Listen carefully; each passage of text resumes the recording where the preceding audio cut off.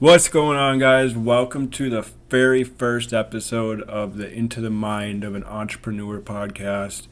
To start it off, I really just wanted to start with, something I've been reflecting on recently is why did I really start on this journey to become an entrepreneur in the first place? Is it to make more money? Is it to spend more time with family? Is it to buy a fat whip? What is my reason for becoming an entrepreneur? And something I just realized this morning is when I was talking to my wife, working so hard and, getting to this dream and this vision and this goal, it's a never ending loop. Where does it really end? Something I've also been realizing is how much I overthink stuff.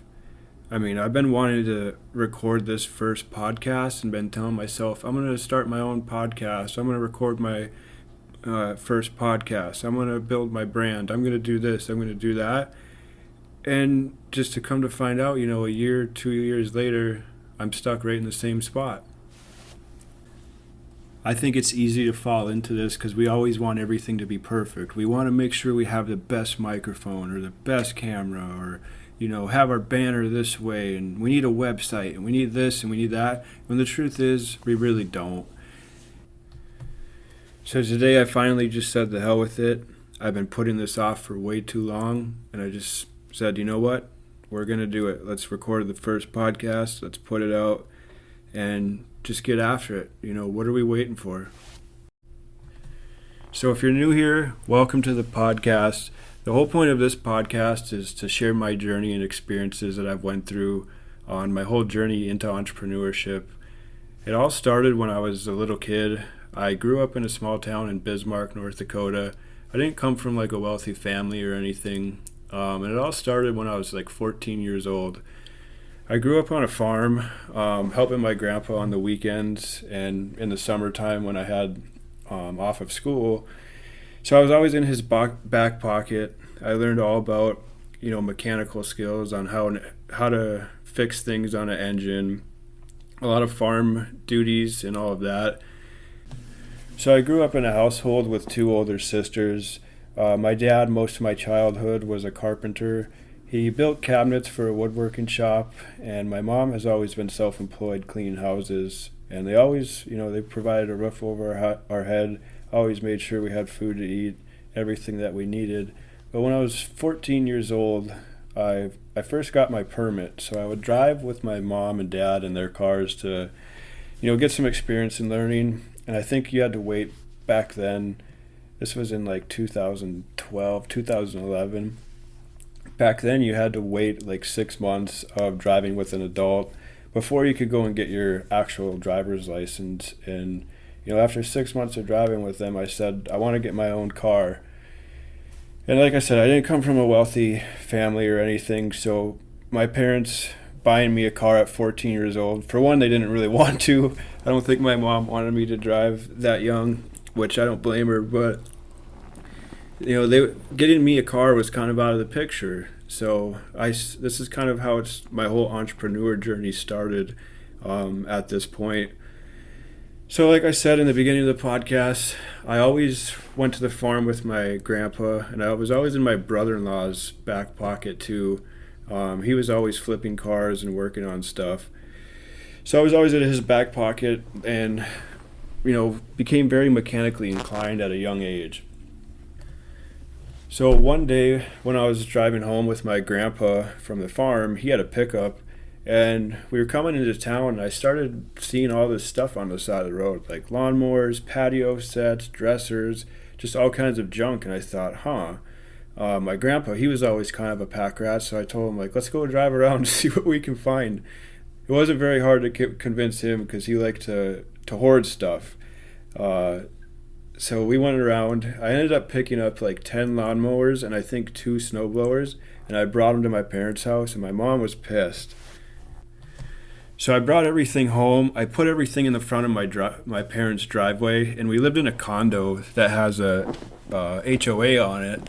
So the HOA people were getting pissed, so I could see why my mom wasn't very happy. But I got everything running, cleaned it up, and I listed it on this local website back home called BizMan Online.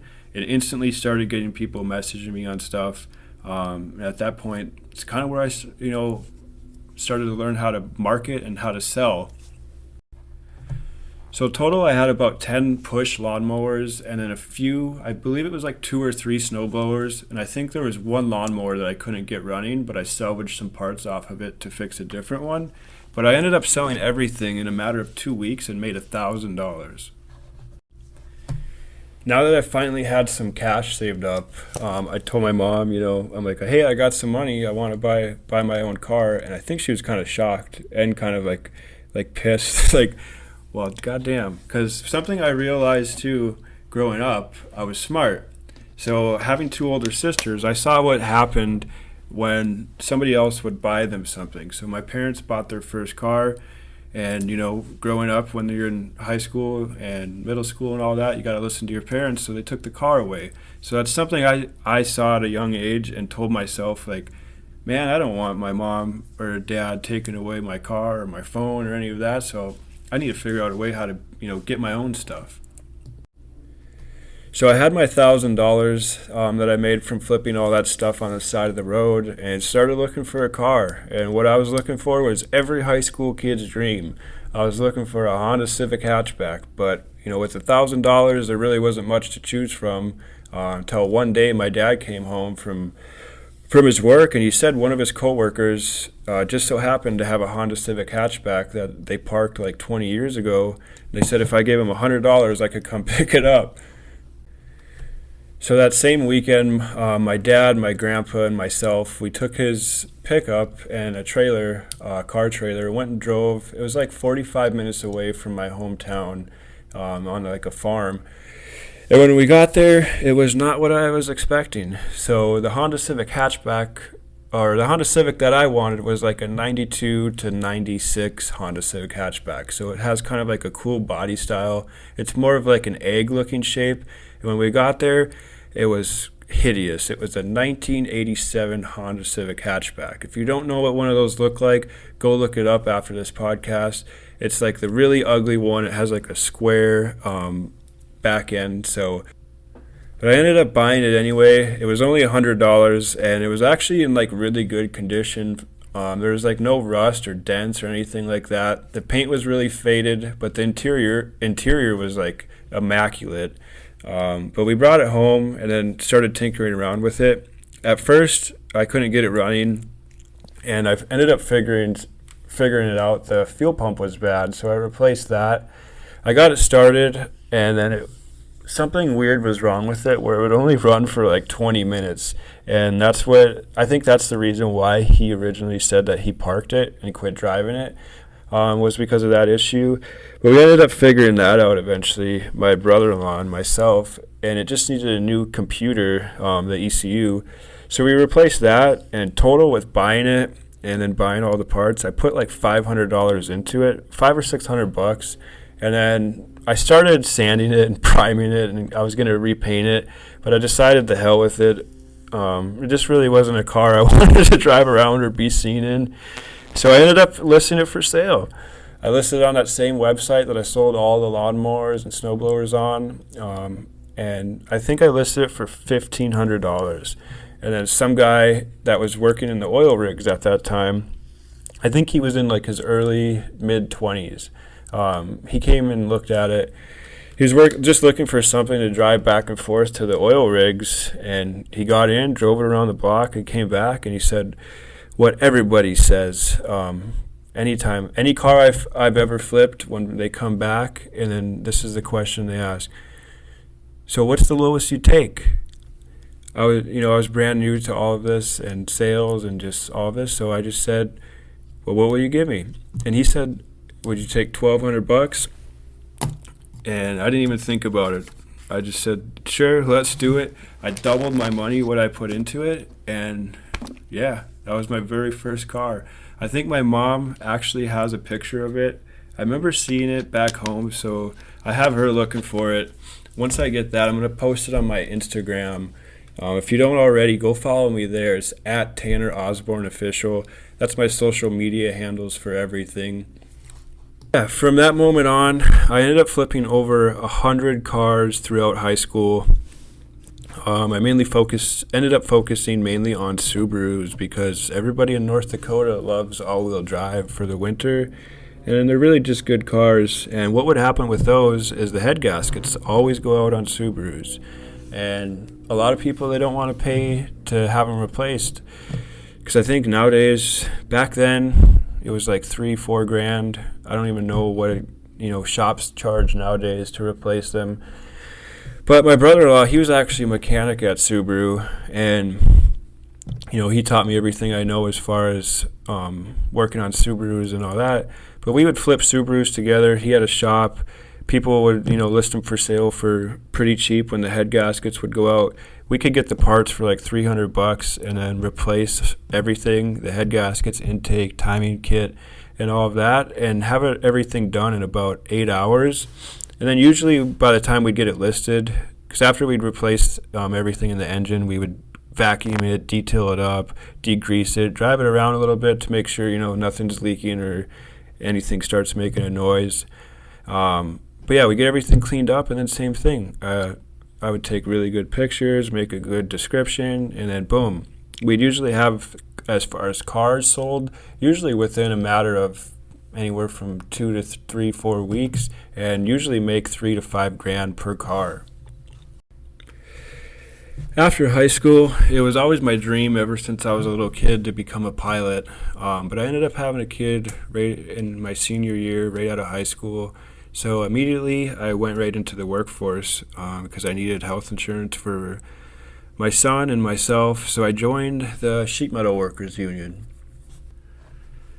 So I ended up working there for about 2 years. I still flipped on the side, flipped cars and whatever I could, boats, jet skis, you name it. I also started a landscaping company back home called Osborne Yardworks, where basically I would just mow people's grass in the summer. To get clients, I would just go door knock. I'd put ads in the paper, and then in the winter, if it snowed, I'd offer snow removal. So after 2 years of working there and, kind of getting on my feet and just figuring life out, you know what I mean? I think we're always going to be doing that. Like I said, it's a never-ending journey. But I said, enough is enough. If I want to become a pilot, I got to make something happen. So with flipping on the side, most of my money that I was making at the sheet metal workers job was going, towards taking care of our son, diapers, food, hospital bills, all of that. Added up pretty quick. So most of the money I saved up or had saved up was from flipping things on the side. And I saved up like 10 grand, and I decided, let's just get after it, just like starting this podcast. So I started flight training at my local airport on the weekends and then lunch breaks if time and weather allowed, and ended up getting my private pilot's license in a matter of 8 months. And then after I got my private pilot's license, I basically drained most of my money. I think I had like $3,000 or $4,000 saved up still. But I realized, to become like an actual airline pilot and fly for a career, I still had a long ways to go. So I was weighing through all of my options, and I just, I realized like I couldn't go away to a 4-year college at UND, nor could I afford it, because I had a kid. And then the rate that I was going, like I said, it probably, if I was still going at the rate I was going back then, just saving up money and doing flight training when I could, I don't even know if I would be a pilot yet. I probably honestly would have gave up. But one thing I've never done throughout this whole entire journey of all of this is just never give in to those thoughts. I'm a firm believer that our thoughts create our reality. So if we're thinking thoughts of doubt and, just all of the anxiety and worries and all of that, that's going to continue to be our reality. So, like I said, I just kept the faith. I kept working my sheet metal working job for a little bit, and then the same place that I was doing my flight training at ended up having an opening to refuel airplanes there. And I decided, I want to change my environment, because I'm a big believer too that your environment becomes you. So working the sheet metal job, I mean, I didn't really care for it, to be honest. It's what I needed to do at the time, in that season of my life, just having a kid, and you know what I mean, needing to make income and make sure we had health insurance and that everything was kosher. But like I said, I knew in the back of my mind that that wasn't what I was going to do long term, and just the environment that I was in doing it and the energy. There's a lot of old, crabby people that like to boss, the young guys around, which I get. But I've just never been one that really takes like authority good, and I've always wanted to be my own boss. So I applied for the refueling job, and had an interview within like a week. I went there, checked everything out, and I really liked what I saw. But the biggest thing that was holding me back was the pay. So when I was doing the sheet metal job, I left, I think, making like $18.50 or $20 an hour, and had my health insurance paid for both of us from the company I was working for. And going to the refueling job, the pay was only $14.50 an hour, and if I wanted health insurance, it would be taken out of my paycheck. So at first I thought about it for like a day or so, and then I just realized, money is not everything. And something I was realizing too is like I've always made way more flipping stuff on the side than I ever have working a job. So I ended up taking the job. I think after taxes taken out and health insurance, what I was realistically making was probably not even like minimum wage at that time. I think it was like $7.25. So realistically, take home, I was probably only making like $7 or $8 an hour. And then, like I said, I was just flipping cars on the side mainly, and a few other odd and end things. But yeah, I ended up taking the job so I could mainly be in an environment like that I actually wanted to be in. So, but this was by far my most favorite job, even versus flying, was like being a refueler. So if anyone's listening that wants to be a pilot and like you don't know where to start or like kind of how to get into it, I would go look in your area and see if there's any aircraft refueling jobs and go and take that job. So what my job mainly was is any airlines that flew in, we would go refuel them, and then any private little airplanes or charter airplanes, we would refuel them along with hangar services where we would pull people's plane out or put it back in, and then just a few other like odd and end things. But it was a really cool job. I got to meet a lot of different people, and just basically be around what I love all day is aviation. So part of working the job too was if I wanted to rent the aircraft at all, I got a discount, and it wasn't a huge discount, but every little thing obviously helped. So I started doing some instrument training with my flight instructor there, and then one day she asked me, she's like, "What is your goal? What do you eventually want to do?" And I told her, I said, "I want to go all the way. I want to become an airline pilot." And then she asked, what's holding you back? And I said, well, mainly money is the biggest thing, but also time. And she said, same thing, asked me, well, why should you do this and this?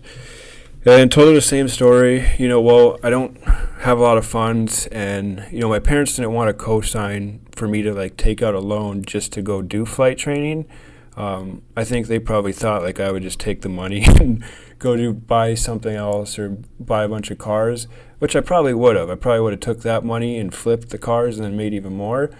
But yeah, so I was just kind of really out of options. And then she started telling me this story about one of her friends in California.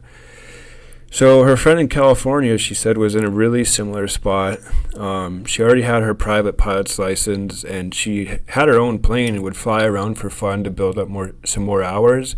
But to become like an actual airline pilot, you need what's called so your private pilot's license. You can basically just go fly around for fun. You can't go and like fly for hire or get paid or fly through the clouds or any of that. You still need what's called an instrument rating, a commercial license, and then multi-engine rating, and then eventually an ATP certificate to be an airline transport pilot. So, I didn't have any of that. I only had my private pilot's license, and so did her friend. And what she told me, she said her friend was flying around the country and ended up meeting this guy who owned a small flight school in South Dakota. So I was from North Dakota. This flight school was in South Dakota, about 5.5, 6 hours away from where I lived. And she said she met the owner of the flight school, and she told him she told him her story, and he ended up offering her, to move her all the way to South Dakota and get her through the rest of her flight training, if in return that she would flight instruct for him. So after she told me that story, I really couldn't even stop thinking about it for the next few days, and I really want to hit on this. I really think that God, the universe, whatever you believe in, how manifesting works and how it communicates is unreal. It can be through people. It could even be the reason why you're listening to this podcast right now. But that conversation with her is what, changed the whole trajectory of my future moving forward. So I ended up doing some research on the flight school that she was talking about, and I decided, again, what the hell? What's the worst that can happen? Most odds were stacked against me. But what I ended up doing is I did some more research on the flight school and the owner of the flight school, and I decided to write him a letter. I basically just told him who I was, what I all had as far as like my flight training and what I was looking to do, and told him like the value that I could provide to him. I sent off the letter and thought, probably never going to hear anything back. But by surprise, it was like 4 or 5 days later, his receptionist ended up calling me. Now, I didn't know exactly at first that it was the flight school that was calling, but it was a 605 area code, so I figured, who else could it be? And I was too nervous to answer, so I actually just let it go to voicemail. And it was basically just his receptionist, and just said, hey, we got your letter. The owner of the flight school read it, and he'd like to meet you. Give us a call back, and we'll set something up. I remember listening to that voicemail, and I was actually on a fishing trip with one of my friends and his dad in Devil's Lake, North Dakota, that same weekend that they called. They called on a Saturday, and I was supposed to stay on the fishing trip till Sunday, but when I got that voicemail, I was literally in like disbelief, and I ended up telling my buddy, like, hey, I gotta go home. So I ended up calling them back, and they basically said, like, hey, how soon can you be down here? He'd like to meet you. And what I ended up doing, I drove home that same Saturday, took Sunday to kind of just plan and figure everything out, because I had work on Monday. But I came up with an idea. I ended up telling my work that I had an emergency, and I couldn't work, but I needed to rent one of their airplanes. So I never told them what. I just told them that my dad needed to get to South Dakota, and the quickest way to do it, I needed to fly him there, and I couldn't work. They didn't ask any questions. We ended up showing up at the airport at like 10 o'clock. The plane was pulled out. They had it fueled. And we took off and flew to South Dakota. And when we got there, basically walked in, met the owner, introduced myself, and he showed me around the flight school. And then he just asked me, like, what are you looking to do? And I told him, again, where I'm at as far as like financially and what I'm trying to do. And he asked, well, do you have anything you could put down? And I told him, I said, well, if I came down here, technically the money that I have saved up, I'm going to need to use for a living. Because I only had like $5,000 or $6,000 to my name. And then what we ended up doing, he basically owner financed me my flight training. So what we did, we made an agreement, just basically structured a note, like an IOU basically, where we made an agreement where he would get me through the rest of my flight training, and in return, I would flight instruct for him, and when I decided to leave, that's when I'd start paying him back. So we flew back to North Dakota. I ended up signing the agreement, and when we got there, I think the next day I ended up telling my boss. I just basically told him the truth. I said, hey, because when I first did my interview, for the field job, I told him, I said, my goal is to eventually, fly for you guys. That's what I want to do and become a pilot. So, and then, like I said, I'm not one to wait around. Opportunities don't always come. When you have something, you need to jump on it and just do it. And as crazy as it sounds, just don't think. Think, but don't think. Don't. So I told him, like, hey, I got this opportunity to get my flight training done and then flight instruct and build some hours. And I told him, once I get all this built up and figured out, I'll come back and fly for you. So I think he's probably a little pissed at first, but he understood. So I ended up, moving to Madison a week later after all of this happened, because he told me, he's like, if you want this, like, I need you here ASAP. He actually wanted me to move there, like, the next day, but I told him, like, well, I have a job back home, so I need to, like, put in my notice, at least, like, a week's worth of a notice, and then break the beans on my girlfriend at that time. We're now married, and, figure it all. So I ended up moving down there, and then within a matter of 3 months, it was, like, 95 days total of moving there. I already had my private pilot's license and a little bit of my instrument training done up until this point. But when I got there, I got my instrument, commercial, my certified flight instructor, and multi-engine rating completed within 90 days, and then instantly started flight instructing for him.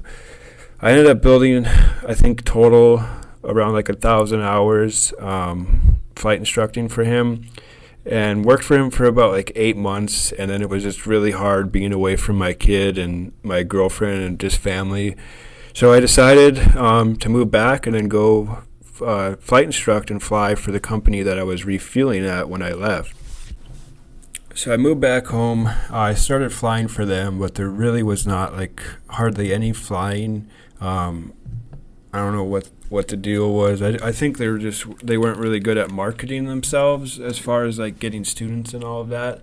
But there really wasn't much flight training to do, and there was a little bit of survey work in the summer. But besides that, I really didn't build a whole lot of hours. And then in my downtime, I worked in the shop as a mechanic on the airplanes. Because I told him, I said I don't want to refuel anymore. If I'm going to do something, I've always been the type where like I need a challenge. I need to grow, because if I'm just staying the same, I get really bored really easily. So I'm always on the move. I'm always looking to learn new things, collaborate with others, and just really get after it. So when I worked in the shop, I was only making like $16 an hour, and then flying, I'd get $25 per flight hour. And like I said, I didn't get a whole lot of flying there. And then when my IOU, our agreement that I basically made with the owner of the flight school in South Dakota, I had to start paying him back, and my payments to him were pretty hefty. They're like $1,100 a month, and between working in the shop and flying, I was only take home, maybe bringing home like $2,000 on a good month, maybe like $2,200-$2,300. So basically, one of my paychecks would go towards living, and then the other one would basically get poof taken away towards paying for flight training. And I was still flipping things on the side. I didn't flip anything when I was in flight training and flight instructing in South Dakota, mainly because it was literally like, it was like probably worse than boot camp. He was like very strict, but I like the way that he runs his stuff, because I don't know, that's just how those old timers are. But it was basically 6 a.m, wake up and flying and doing flight training with students, and sometimes I wouldn't get done and get home until like 1 o'clock in the morning because I'd have a night flight. So yeah, it was definitely a grind. It was an experience. But when I moved back home, like I said, I just wasn't getting the flight hours, and I wasn't making a whole lot. So eventually, what I ended up doing, I was still flipping stuff when I moved back home, and then I convinced my parents to take out a loan to basically refinance. So I got them to co-sign, now that I already had my flight training done, to lower my monthly payments. So what that did, I paid him off. I think I left owing him like $32,000, and I made like 5 or 6 months worth of payments to him at the $1,100 before just going to get a loan from the bank. And I ended up paying him off, and then that lowered my monthly payment, was like $300 a month with a. But fast forward a little bit. I don't want to drag this podcast out too much longer. I'll get more into the weeds on all of this in future podcasts. And if there's any particular parts that you guys ever want to hear, just let me know. But fast forward a little bit. I eventually built up my hours, and then I went to interview for SkyWest Airlines in Denver, Colorado. Flew down there, and then basically they gave me a seat to start training. So they liked me, everything looked good, and then I was supposed to start training in March 2, but boom, we all know what happened in around that time. COVID hit. They ended up laying off all the airline pilots, and then my training ended up getting canceled. And then along with me and we ended up getting married that summer. So that was March when my program got canceled, and then me and my wife got married in June. We got married that summer, and then everything was still kind of at a halt.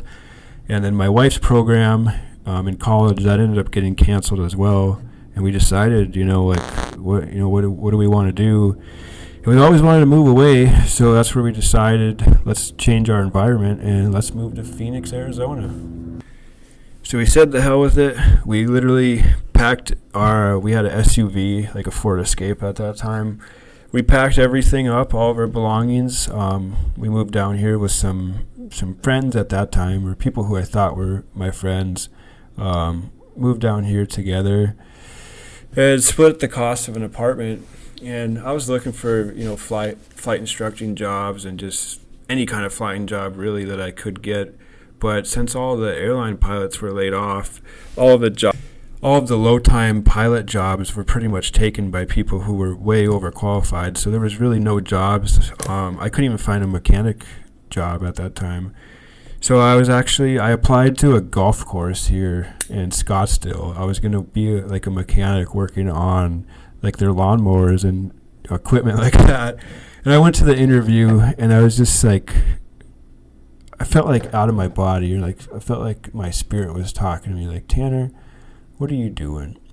I couldn't do the job. I just felt overqualified, and I just thought like the shop I'd be working in.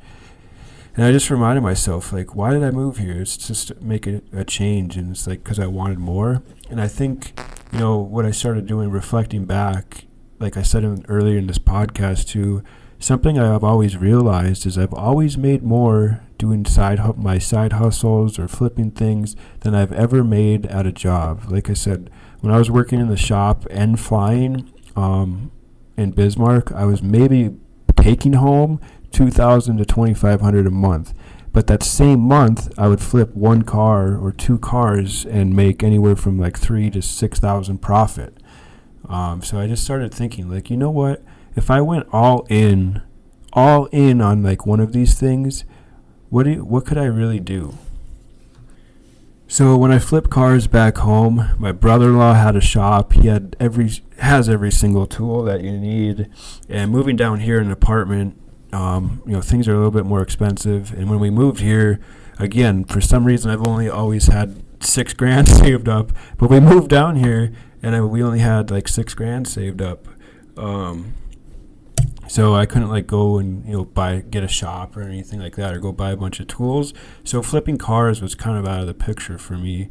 So basically what we did, we started driving DoorDash just to make some extra money in the evenings, and we just started binge watching everything that we could get our hands on, listening to podcasts about entrepreneurship, searching YouTube videos about entrepreneurship and different side hustles that we could do. And eventually we ended up stumbling upon Amazon, selling on Amazon. So like everybody, I thought, to sell on Amazon that you need to create your own award-winning product and do all this stuff. And I ended up getting a credit card and leveraged that. I put like $3,000 on there to buy some election signs because it was around election time. And then I bought these things called 3D mask brackets. So they basically went inside of your mask. It was like a plastic like mouthpiece that would basically keep the mask from rubbing on your face when everybody was wearing masks. But yeah, I got those, and then I made my own list. Thought I have to make my own listing on Amazon and then run all this PPC, So I was spending all this money, and I didn't make anything. So what I ended up doing to recoup those funds, I ended up going on the side, setting up a booth. I bought one of those blue tents that you see, like a farmer's market. I bought one from Walmart for like $100, and I ended up setting up this blue tent on the North Scottsdale Road. I shit you not, and was selling these election signs and these mask brackets on the side of the road. And our first day, we made like $700. So thank God we ended up recouping all of our funds. we set up shop there for about 2 weeks because there was other people that were selling similar things as well because it was around election time. But that lasted about 2 weeks until things started getting really heated. I think around election year and around that time, people, especially nowadays in the world, people just start getting kind of weird. So yeah.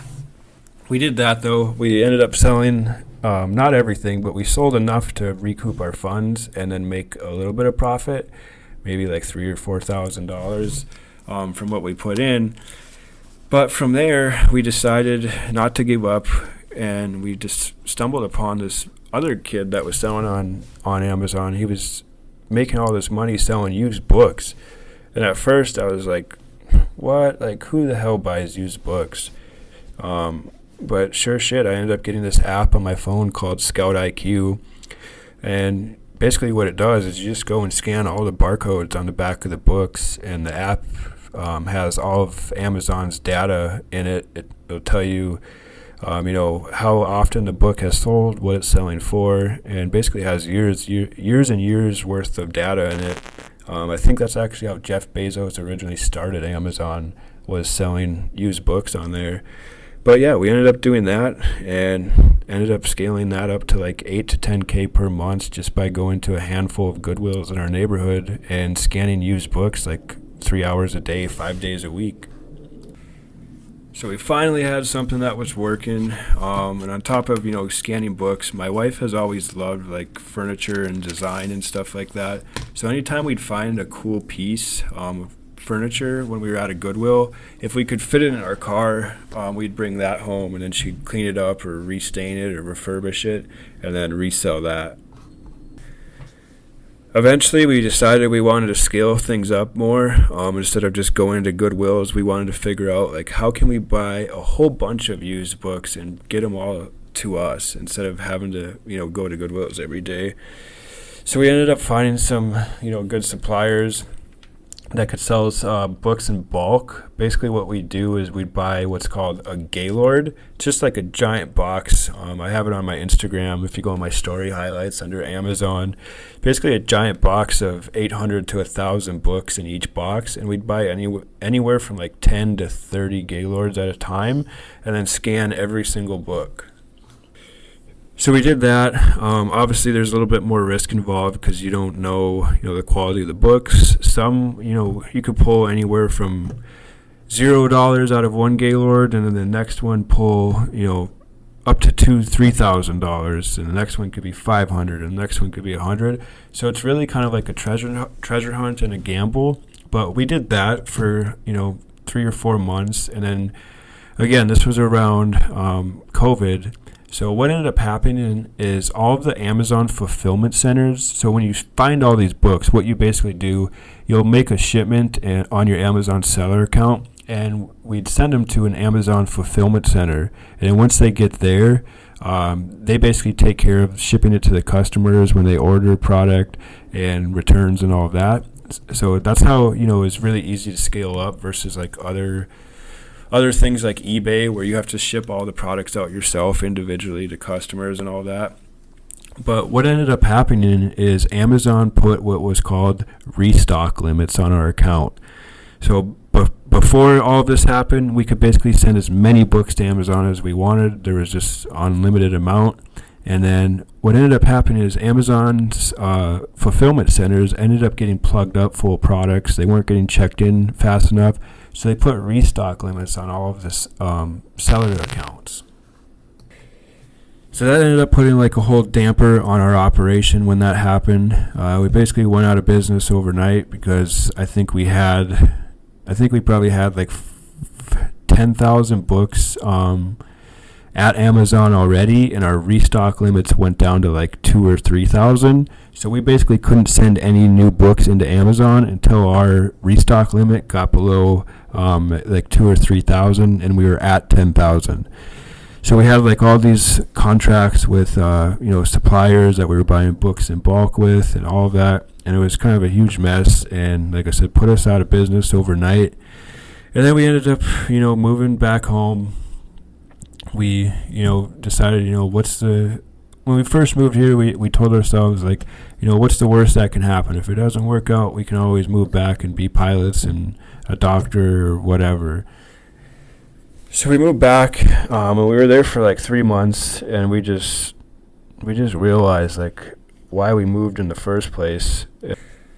We were there for about 3 months, and it just did not feel right. Like getting away from the environment that you grew up in for so long, and then trying to come back. You think everything's just going to be the same, but everything like looks the same, but nothing's the same, if that makes sense. So it's always kind of hard to go back home, just because like, I don't know, you just have such a different perspective on life and see things in such a different way once you get away. So we were there for like 3 months in our hometown, and then we didn't really have, much again at all saved up. Pretty much wiped us clean, but we decided we're not going to give up. And at that point, we bought a van in Phoenix when we were doing the books that we could just go to Goodwill's and we just load up on books. I have pictures of that on my Instagram story highlights as well. And then we ended up selling the SUV that we had to recoup some of the funds that we lost. So we were driving around in this like 2006 Dodge Caravan, all rusted out. That's what we moved back home, packed everything up in that and moved back home in that.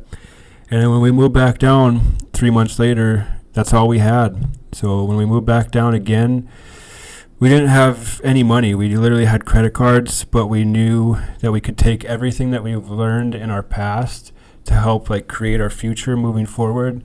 So this time when we came down, we had more of a plan. We drove straight through. It was just me and my wife and our dog. My mom and my wife's family ended up taking our son for like 2 weeks so we could just kind of get settled in and figure it out. But we came back down, drove straight through in our van, 25 hours straight through from Bismarck, North Dakota to Scottsdale. And we stayed at my friend's house for like 2 nights, crashed on his couch, and then just right away started getting after it. We just folded the seats down in the back of the van, and we got a little tiny storage unit. It was free for the first month and then like $70 the following month. So that first month bought us some time to have a place to go like store stuff. But we went around like the very next day we got in Phoenix. We got that storage unit and then started going to thrift stores and pretty much picking up anything and everything that we knew we could flip, whether it was a dresser, it was a couch, it was a nightstand, whatever. We loaded up the whole storage unit the very first day and then started, clean stuff up, started listing it, and I think we made $600 or $700 in sales. Later, we flipped our way out of the spot that we got ourselves in, and my wife's more so taking over the furniture company now. We ended up scaling it up. We got a warehouse. We, hired some employees, bought our own box truck, and all of that. But we decided, long term, that's not really what we want to do. We don't really want to just be like a mom and pop, kind of like secondhand used furniture store. So the future of the Couch Depot. My wife's more so taking it over. I'm still helping on the back end, but it's going to be more of a luxury new brand online. But yeah, it's just really been a crazy journey. I have a ton of other stories, in between all of like everything that has happened so far.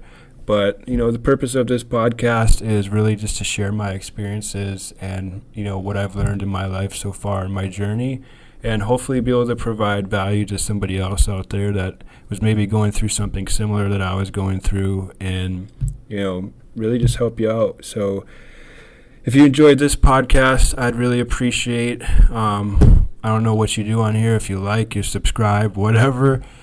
follow, share it with somebody if you think it would help them, and